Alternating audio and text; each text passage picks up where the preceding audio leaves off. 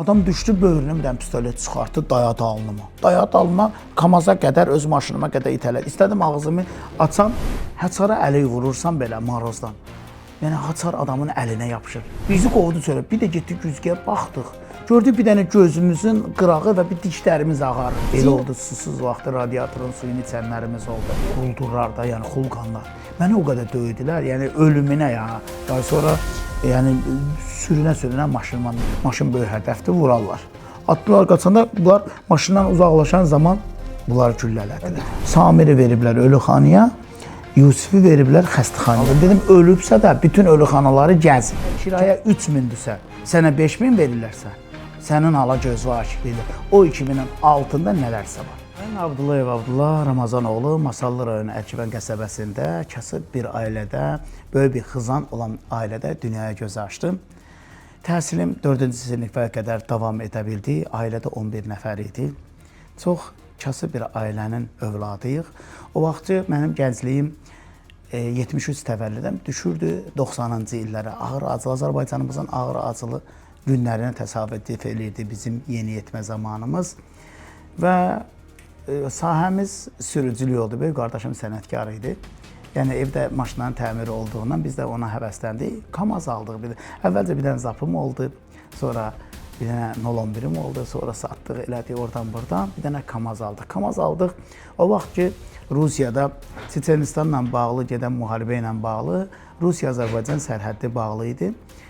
Biz Azərbaycandan Rusiyaya çıxmaq üçün quru yolu ilə ancaq Türkmənistan üzəri ilə, gəmi üzəri ilə hərəkət gedib gələrdi. Buradan Bakıdan minərdi gəmiyə, Krasnovodskda, Türkmənistanda düşərdi. Türkmənistan, Qazaxıstan, Petisov-Tamoşdan keçərək Rusiyanın fərqli şəhərlərinə daxil olardı. Orska, Orenburqa, Samariya, yuxarıdan Çelyabinski gömrülərlə daxil olardıq Rusiya.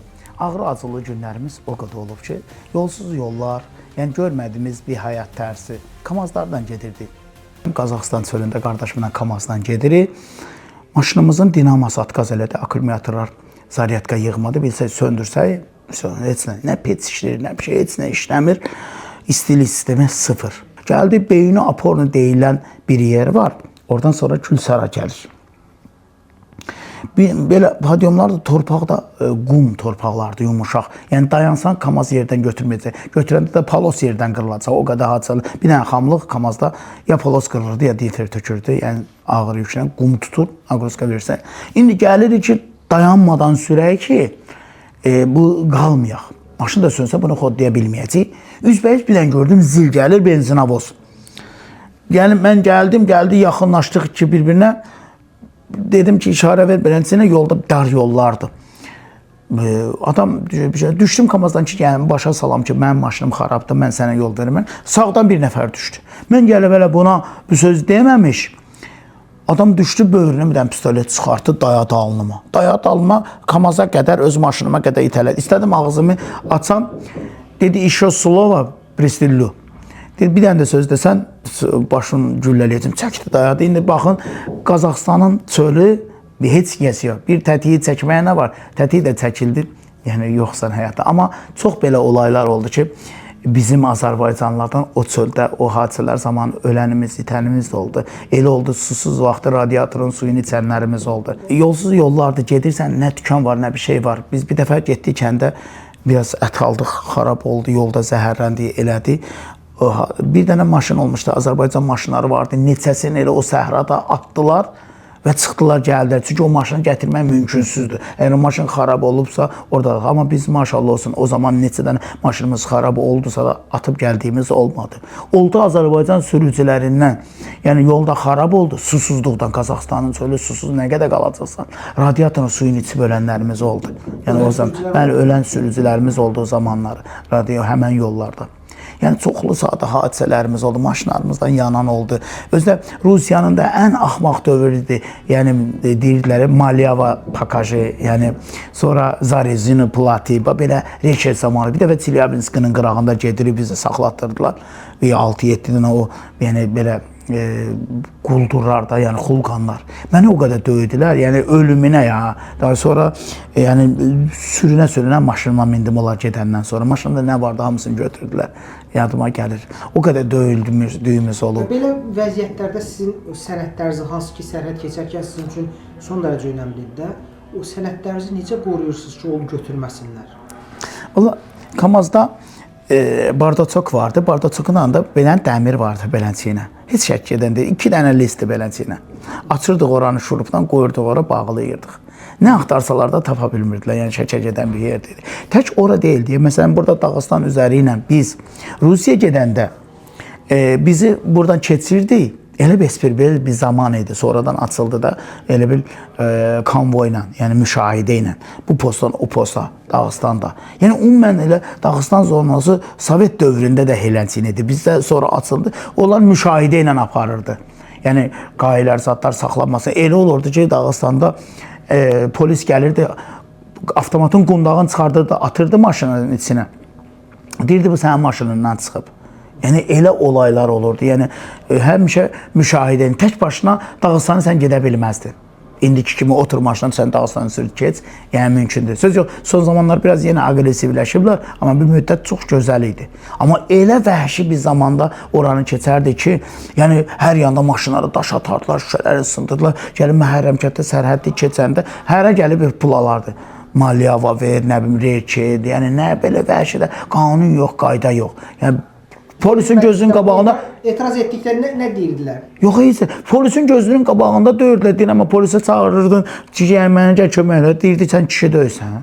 Deyirəm, bir adamdan burada mən şey deyirəm ki, ya polisin adama verdiyi cavaba bax. Gömrüyün içinə gir. Elə olurdu o reket dövründə o həmən adamlar gömrüyün içinə qədər nüfuz edə bilirdilər. Elə bir qayda qanunsuz, sahibsiz bir zaman idi. Belə olaylar o qədər olub ki, məsələn, Rusiyanın gedərkən baxırdıq, yollar xarabdır, bir dəfə 3 maşın gedirik. Yollar elə şüşə kimidir, bir dənə qaz verdim maşın. Maşın gedə-gedə bütün belə fırlandı, elə bil ki, balaca oyuncaq kimi fırlandı. Buzun üzündə maşın sürürdü, Kamazlar zaten, zülümlü yollar. Aslarxandan yüklər daşıyırdı Rusiyanın fərqli şəhərlərinə. Sonra Rusiyanın daxilində yük daşıma həyata keçirdirdi. Çelyabinskdən, Sverdlovskdan yük aparırdıq, Leningraddan yük daşıyırdıq.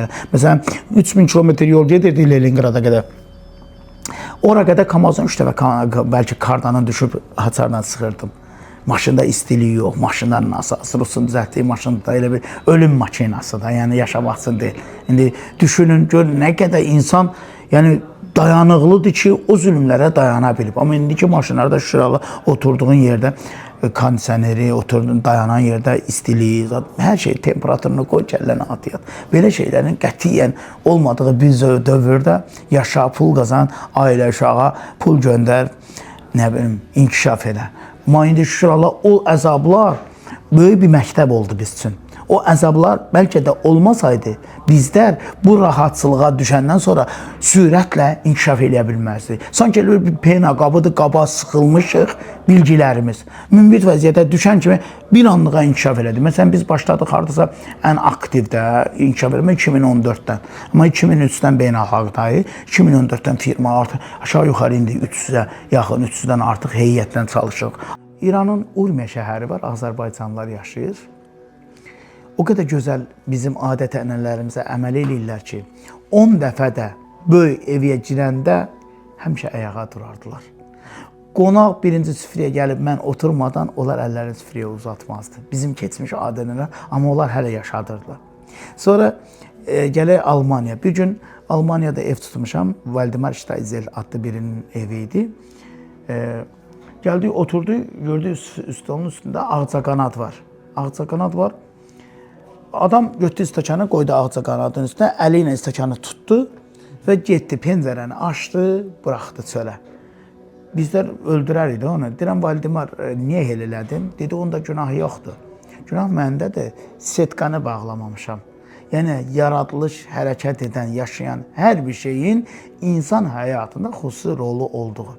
Yəni, İslamın əsl nə dediyin, o həyata keçir. Onun adı İslam deyil idi, amma əməli müsəlman əməli idi. Bir dəfə də maşınım xarab olub, indi Almaniyadan yüklədim, Berlin, Berlin bu tərəfdən GDR-lə gəldim, keçdim Polşaya. Polşada Doroxusiya, Godin, o ara kətlərlə gəlirəm avtobusdan. Maşınım paduşkası buraxdı. Buraxandan sonra gəldim. Maşın indi taksi tapdım, elədim, paduşkanın nümunəsini verdim, oturmuşam maşının yanında ki, yəni hər şey ola bilər də, paduşka üçün göndərmişəm Polşalını. Yaxınlıqda bir dənə həyət var idi, həyətdə də ot vardı, bir dənə qoca arvad həyətdə çalışırdı. Bir dəfə su üçün getdim onların həyətinə, ayaq yolu üçün su üçün getdim. Sonra gəldim, oturdum maşına, bir də gördüm arvad mən üçün yemək gətirir. Püre kartoşkadır, üstündə ət, bir də çörək. Mən püre kartoşkanı yedim, əti yemədim, donuz əti olduğuna görə. Adam getdi bir müddətdən sonra, gördüm pürenin üstünə cücənin budun qoyub. Müsəlman deyə əli ilə mənə işarə eləyir ki, yəni sən elə bildin ki, donuz ətidir, ona yemədin, ona görə bunu elədim. Yəni mən o xaladan demədim heç, mən donuz əti yeyirəm, yemirəm. Sadəcə olaraq o püreni çörəklə yedim, ət qıraqda qaldığına görə o anladı ki, mən müsəlmanam, donuz əti yemədiyimə görə cücənin budundan bişirtilmişdi, gətirib vermiş. Ukraynaya və Ukraynadan tranzit keçərək Moldova və Polşaya yüklər daşıyırdıq. Yusiflə Samir biz də az işləmişdik. Biz hər zaman sürücünü yetişdirəndə bir dənə usta şoferə, bir dənə köməkçi şofer qoşuruq ki, formalaşsın yeni sürücü əldə etmək üçün. Yusifin maşını yüklədi Moldovaya. Moldovaya yüklədi. Yusif getdi, Moldovada yükü təhvil verdilər, geri döndülər Ukrayna. Ukraynada savaş başladı. Ukrayna savaş başlayandan sonra biz dedik, haydi hərəkət edin, keçin Rusiyaya. Adamlar gəldi Xarkova qədər çıxandan sonra gömrükdən Nixatevkati gömrük keçid məntəqəsindən bunları buraxmadılar. Buraxmadılar ki, yəni hələ bilinmir. Keçən oldu da, amma bizim maşınları saxladılar orada. Yusifdən Samir çoxlu Azərbaycan nəqliyyat vasitələri qalmışdı. 30-dan artıq nəqliyyat vasitəsi qalmışdı. Onlar Avropa üzərindən sağ-salamat gəldilər, keçdilər Azərbaycana. Amma biz də nəsibimizi aldıq. 2 sürücümüz yaralandı, bir nəqliyyat vasitəmiz itdi. Xarkovda qaldılar. Bunlar 6-7 gün Nixatevka Tamoşda qalandan sonra Ruslar bunlara dedi ki, bunlar və digər Mərkəzi Asiya nəqliyyat vasitələri vardı. O nəqliyyat vasitələri geri dönün, sizi biz buradan Rusiya üzəri buraxmayacaq. Yəni buradan keçməyiniz mümkün deyil. Dönün Avropa istiqamətinə, Moldovaya tərəfə. Sürücülərə maşınlarına ağ bayraq bağladılar. Geri dönərkən gəldilər, biraz gedəndən sonra körpüyə az qalmış videolar var məndə. Bunlar düşdülər atışmaya. Bunlar atışmaya düşəndən sonra bunlar maşını atdılar, qaçdılar da deyirlər ki, maşın böyük hədəfdir, vurarlar. Atdılar, qaçanda bunlar maşından uzaqlaşan zaman bunları güllələdilər. Samirlə Yusifi ikisini də güllələdilər. İkisini də güllələdilər. Hansı tərəf güllələyib? Rusiya tərəfi yoxsa Ukrayna tərəfi? Vallahi orada qarşılıq söhbət getdi. Heç dəqiq bilə bilmədi. Kimi dedi Ukraynalar güllələyib, kimi dedi Ruslar güllələyib. Amma Ruslar güllələsəydi elə orada Nixatevka gömrüyündə olduğu vəziyyətdə güllələyirdi. Amma hər halda orada gəldilər Xarkovda uzun müddət Yusifi... Ağır vəziyyətdə olurlar. Bunları xəstəxanaya çatdırılması necə olub? Oradan götürüblər bunları. Bunlar biz də bezsaznaniya olduq. Biz güllələndən sonra biz bilmədik hara. Bunlar gətirib veriblər, Samiri veriblər ölüxanaya, Yusifi veriblər xəstəxanaya. Ukrayna, Xarkovda. Xarkovda əlaqə saxladıq, Samirlə Yusifdən xəbər yoxdur. İlahi, bilə bilmirik bunları hardan tapay. Yəni Ukraynada da əlimiz genişdir. Bütün xəstəxanaları da tapıb gəzəndən sonra Yusif tapdıq. Yusifi tapdıq, bəs Yusif, Samir dedi, Samir öldü. Yəni dedi, mənə dedilər ki, Samir ölüb. Yusifə deyiblər ki, Samir ölüb, səndən olan sürücü ölüb. Yəni gecə gündüz dua edirik ki, ilahi, bu insan ölümün vicdan borcunu üzərimizə qoyur. Səhər tezdən duram, ağlaya-ağlaya ilahidən bir dənə dua edirəm ki, Allah bu ölüm vicdan əzabı mənim üstümə qoyma. 3 gün keçmişdi. Yusif bir dənə səs atdı, dedi, abla sən istəyirəm, sevinirəm, dedi, Samir tapıldı. Samir tapıldı. Dedim, Samirə də qabaqcadan orada bir dənə Qubalı həkim var idi, ata-bala işləyirdilər. Onlarla çıxdıq Silvərə, Yusiflə. Onlardan sonra qaldım. Dedim, ölübsə də bütün ölüxanaları gəzin. Gəzin, görün, hardadır bu. Hə, gətiriblər ən ağır kritik də, yəni orada qoyurlar, orada da yavaş-yavaş ölür, oradan da verirlər morqa. Samiri qoyublar orada.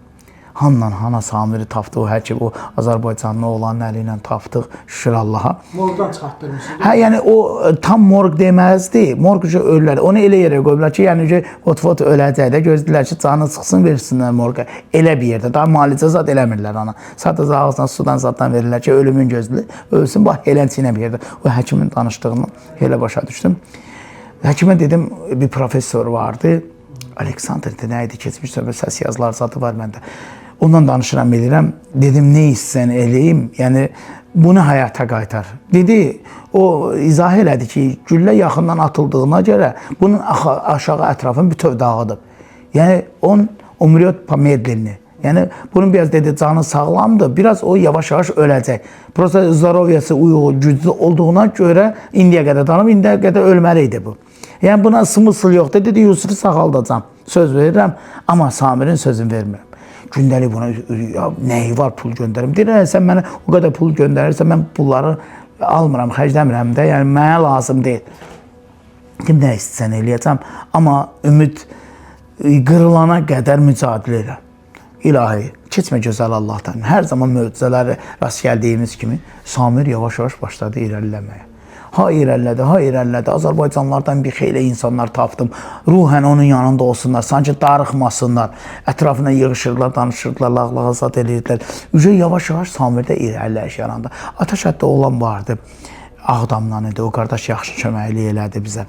Sonra Samiri gəlməsində, Azərbaycana gəlməsində ABAD-dan Beynəlxalq Yükdaşıma Assosiasiyasının mən həm heyət üzvüyəm, həm də orada Həbib müəllim vardı. Çox köməkli elədi. O nəqliyyat vasitələrinin Azərbaycana gəlməsində xüsusi rol oldu. Azərbaycanın aidiyyəti olan qurumlar qarşısında məsələlərin qaldırılması, bu sahənin işıqlandırılması, əlaqələrdən yüksək səviyyədə istifadə edilməsi və nəticə etibarıyla bu insanlar ölümlə nəticələnmədi. Şükürlər sağ-salamat gəldi.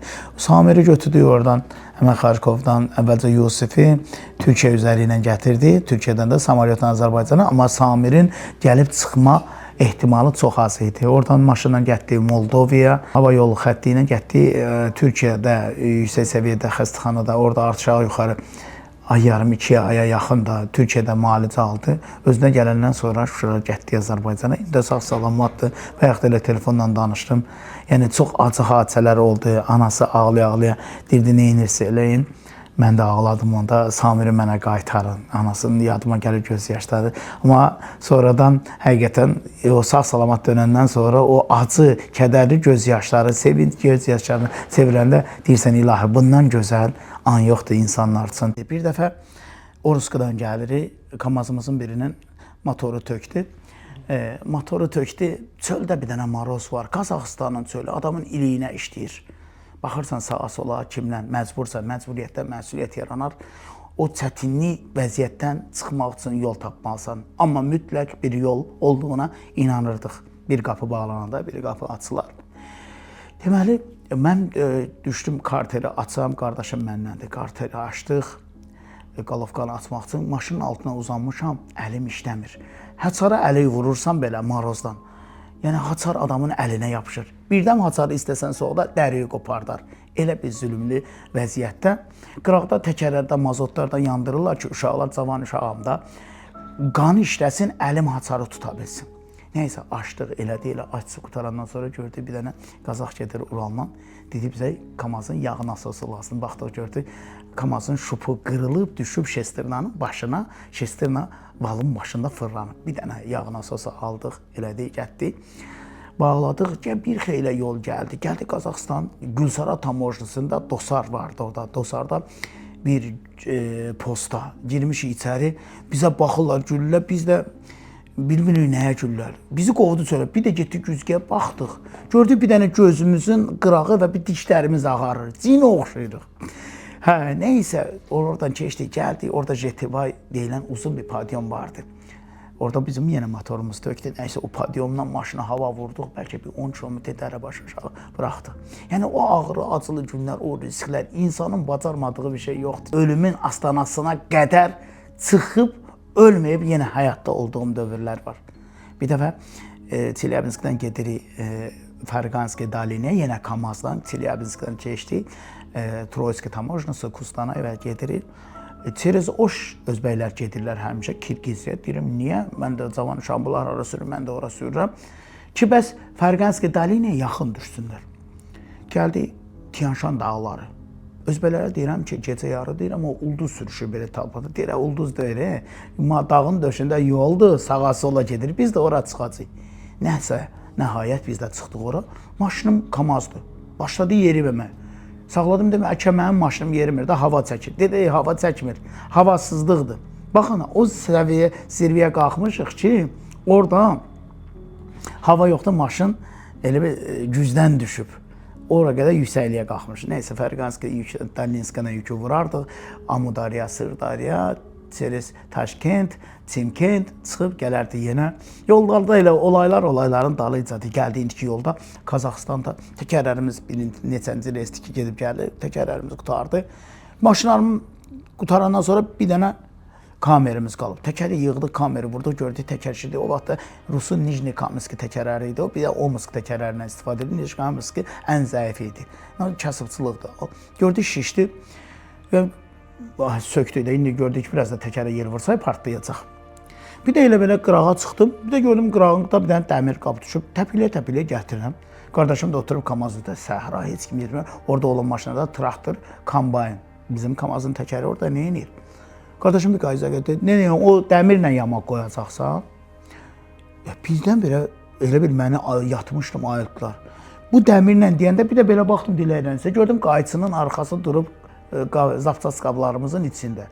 Mənim dəmiri gətirməyim. Qardaşımın belə demək qayçını belə. Götüm o dəmirdən, kəsdim, qoydum həmən yamaq yerə. Yel vurdum, şurallah. Gördüm, biraz şişdi, gördüm qaldı. Getdi bizi mənzili başına çıxartdı. Bu hadisələri nədən danışıram? Həyatda hər zaman möcüzələr mövcuddur.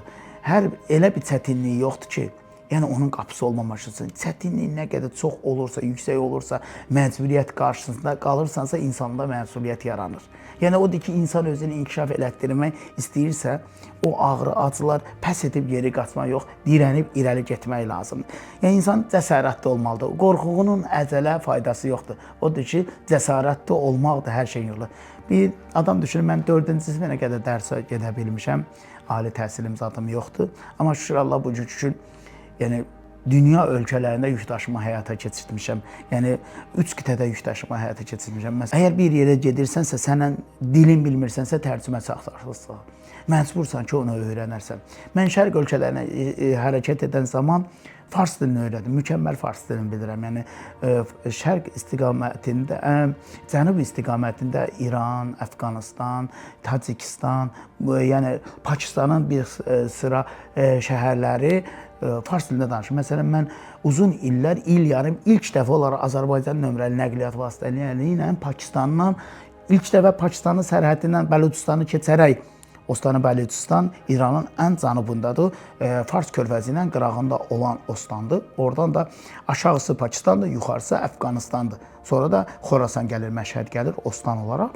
Orada Ordon dilidir, yəni fars dilinə yaxın dildir. Yəni fars dilində danışa bilir. Mən il yarım bir dəfə İrandan sonraki dövrlərdə Pakistanın içinə daxil olaraq Taftan, Mirzava gömrük keçid məntəqəsi İran tərəf, Taftan gömrük keçid məntəqəsi Pakistan tərəf keçərdim. Pakistandan yükü yükləyərdim, birbaşa Rusiya aparardım. İlk və yeganə Azərbaycan şirkəti, yeganə biz insanlarıq ki, bir xeyli insanımızı bizlə bərabər çalışan sürücüləri də Pakistanla daxil olaraq yük daşıma həyata keçirdi. O günlərdə məsələn özüm Azərbaycandan gedən yükü Əfqanistana, İslam Qala gömrük keçid məntəqəsindən keçdim. İran tərəfdə də Doğarun. Çətinliklər nə ola bilər? Hamısını aradan qaldıra çalışmalısan. Biz ora məcburiyyətdən çalışdığımıza görə o dili öyrəndik. Sonra başladım Avropaya çalışmağa. 8 il Avropaya çalışmışam. Yüksək səviyyədə xidmət göstərmişik. Avtobus vardı. Bütün şəhərlərdən balaca maşınlar yığıb Azərbaycana daşıyardıq. Günə 20 dənə Alman dilini öyrənərdim. Rusiya işlədi 20 söz. 20 söz. Günə 20 söz. Amma bir 6 ay keçmişdi, 8 çalışma. 6 ay keçmişdi, gördüm rahat özümü idarə eləyə bilirəm. Yəni Almaniyada çoxlu sayda İranlılar, Əfqanlar var. Əfqanlar demək olar ki, Almaniyada yüksək səviyyəli işlərlə məşğuldurlar. Ən böyük firmalarda çalışan Əfqanlar var. Fars dilində də onlarla rahat danışa bilirdim. Türk dilini bilirik, bir də rus dilini bilirik. Yəni deyərəm ki, dünyada İngilis dilindən savayı olaraq ən böyük dil ailəsi türk dilidir. Amma rus dilini bilir, türk dilini bilir, fars dilini bilir. Rahat gəzirsən. Yəni hara getsən bu dildə danışan bir adam olacaq, İngilis dilində bilməsə. Amma baxmayaraq ki, deyirlər dünyanın ən varlı insanı kimdir, hansı ölkədir? Deyirəm, dünyanın ən varlı ölkəsi o ola bilər ki, dünya hamısı onların dilində danışsın və bu baxımdan görürsən ki, dünyanın ən varlı insanları ingilislərdir. Çünki bütün dünya ingilis dilində danışmaq və dünyəvi dil olaraq, beynəlxalq dil olaraq ingilis dilə qəbul olunub. Ailədə açanda namaz Quran səsini açmış idi. Atam da, anam da namaz qılan, ibadət edən adam idi. Mən də həmişə namazımdan qalmazdım. Almaniyadan Lekkovoya almışam. Həmişə Lekkovoyu biz Almaniyadan, Almaniya, Avstriya, İtaliya, oradan da İqanemets Patrasdan keçərdi Yunanistana. Ancona limanından bağışla keçərdi. Yunanistana, Türkiyə, İpsala üzəri ilə çıxıb gələrdi. Bir dəfə gəldim, bir dənə Parsplas var, saxladım qırağa. İndi saxlamışam, bir dənə xalçaza maşının içində doldurardıq da, nə gəldi, Almaniyada nə gətsəydim pul idi də. Gəldim, bir dənə xalçanı sərdim, cavan vaxtımdır. Dedim, ürəyimdə dedim, indi duracam namaz qılmağa, insanlar gəlib toplanacaq bura. Qıraqda dastamazımı aldım, namaz qılam, gəldi bir dənə böyürdə hamısı, bir dənə avtobus saxladı. Avtobus saxlayandan sonra bütün əhali düşdü. Ürəyimə gələn başıma gəldi. Elə bildim, elə maşını saxladım, elə ürəyimə gəldi ki, indi namaza duracaqsam, adamlar gələcək. Kitməz gözəl Allahdan. Elə saxlamışdım, namaza qalmışdım, bir dənə avtobus gəldi, saxladı biraz qabağa. Gördüm, onlar o qədər sakit, mənim namaz qılmağıma hörmət qoyaraq keçdilər, getdilər. Yəni, həqiqətən gördüm ki, bunların adı İslam olmasa da əməllərinin çoxu müsəlman əməlidir. 100 kilolarla, 30 kilolarla narkotik vasitələrin tutulmasının şahidi. Amma baxın, 30 ildən artıqdır xidmət göstərir nə bizim şirkətimiz, nə biz. Mümkün deyil ki, həmən risklərlə bir dəfə adımız hallanmış olsun. O da nədən ibarət gəlir? İnsan tamaha getməməlidir. Əgər kirayə 3000-dürsə, sənə 5000 verirlərsə, sənin ala gözü aşıq deyirlər. O 2000-in altında nələrsə var. Və yükün ata-anası kim olduğunu bilmədikcə, Azərbaycan bağlı olmadığı halda və rəsmi müqavilələr olmadığı halda o yüklərə getmək riskli %100. Azərbaycandan çoxlu sürücülər və Dağıstan və digər ölkənin nəqliyyat vasitələri İrandan yük vururlar və İranda yüksək səviyyədə o insanlara nəzarət edən insanlar var, daşımalar. Görürlər ki, aha, xamdır, bu özü yerə. Amma mən indiyə qədər çoxlu sayda narkotikin tutulmasının şahidi olmuşam. Həmisi də biz şübhələndiyimiz insanlar ki vardı, onlardan uzaq qaçmışıq, onlardan tutulduğunu görmüşük. Bu günə kimi alnımız açıq, üzümüz ağıq ki, işimizi bacarırıq. İnsan gərək işin tanıya və arxain ola risklə üzbəyiz olmaq. Bu qapıda %90% risk mövcuddur. 10% qalır ki, sən də işi düzgün qurmalısan. İşlədiyin adamı tanımalısan, vurduğun yükü bilməlisən, təhlükələri %100 nəzərə almalısan. Zərrə qədər hiss elətdirdinsə, elə sənin maşının da çıxacaq. İstər İran tərəfdə, istər Azərbaycan tərəfdə, istər də Rusiya tərəfdə tutulmağın %100-dür. Bu dəqiqə İranda çoxlu sayda Azərbaycanlı var ki, tutulub.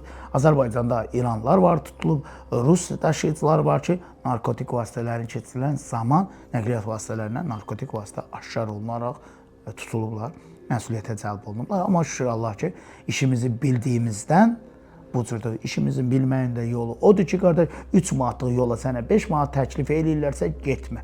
Əgər sənə Urmiyadan gilas, alma çıxan yerdən sənə limo, kivi təklif eləyirlərsə, bil ki, orada nə var. Əgər digər ərazidən sənə biberi təklif eləyirlər, kələmi təklif eləyirlərsə, bil ki, o yük, o bölgənin yükü deyil. Oradan o yük gələ bilməz. Yəni, yükünü düzgün bilməlisən. İşinin uzmanı ol ki, sonra peşman olmayasan. Ümumiyyətlə bir sürücü olaraq getdiyiniz yollarda, qət elədiyiniz yollarda ən təhlükəli və riskli olan yollar hansı yollardır?